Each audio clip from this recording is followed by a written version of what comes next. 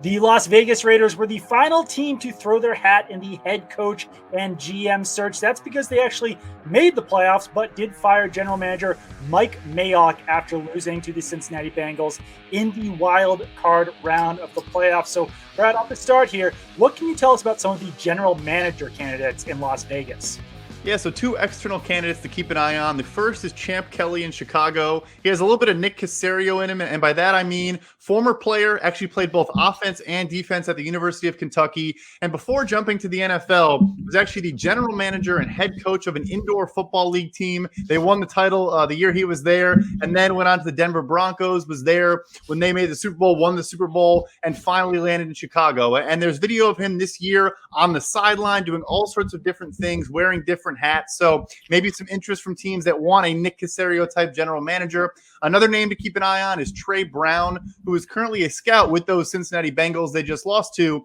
Has a long history with the New England Patriots for about a decade, also with the Philadelphia Eagles for about 5 or 6 years, and then bounced over to the XFL himself, where he ran the Birmingham Iron, who were, if folks remember, one of the better teams for that short-lived XFL season.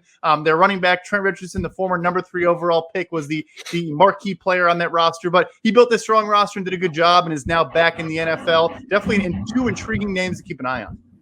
Speaking of New England, two other ones there in the GM search. In-house candidate Dewan Daniels, he's another guy who was a scout for a number of years with the New England Patriots. He's been with the Raiders for a few years now. I know that the Raiders did not draft well in the early rounds, but they found some serious draft steals after the 4th round. Max Crosby, one of the best defensive ends in football this season. Hunter Renfrow, one of the top slot receivers in football. Also rookie Nate Hobbs, who was one of the best rookie cornerbacks this year. And then one other candidate is Dave Ziegler. He took over for Nick Caserio as the Patriots director of player personnel, but it wasn't really a one-for-one swap there in New England. He really shared that role with Elliot Wolf, a scouting consultant who's also getting some interviews for GM jobs, and also Matt Patricia, the Lions' former head coach. But one source did indicate that Ziegler might not be ready just yet to leave New England. We'll see if that actually comes to fruition, but he could still use some seasoning there in New England before he takes a general manager job. As far as the head coach goes,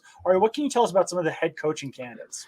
Yeah, there are a lot of Raiders players who have come out in support of Rich Bisaccia. Of course, so much adversity this year going through Gruden, Ruggs, Arnett, the losing streak, injuries, whatever it is, still making the playoffs. But the reality here is the NFL, with the Rooney Rule, they must comply with it with an interim head coach. So they can't even just hire Rich Bisaccia, but we've all heard that it's going to be a long shot for him to actually become the permanent head coach.